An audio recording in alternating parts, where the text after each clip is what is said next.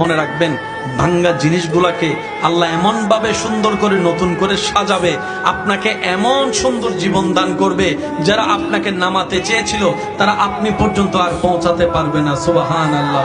যারা আপনাকে টেনে ধরে নামাতে চেয়েছে তারা অনেক পিছনে পড়ে থাকবে, আপনি রবের রহমত নিয়ে অনেক দূরে এগিয়ে থাকবেন। মনে রাখবেন, শুধু একটু সয়ে যাবেন, একটু ধৈর্য ধরে থাকবেন, একটু সহ্য করে চুপ করে থাকবেন। যত সইবেন তত পাইবেন, যত সইবেন তত পাইবেন। কোনো আফসোস নাই, কোনো আপত্তি নাই, কোনো হা হুতাশ নাই। রবকে শুধু এতটুকু বলবেন, যখনই মন খারাপ হবে সিজদায় মাথাটা ঝুঁকিয়ে, ইয়া রব, আমি যা পেয়েছি কোনো কিছু পাওয়ার যোগ্যতা আমার কাছেই নেই, সব তুমি দয়া করে দান করেছো, সব তুমি দয়া করে দান করেছো।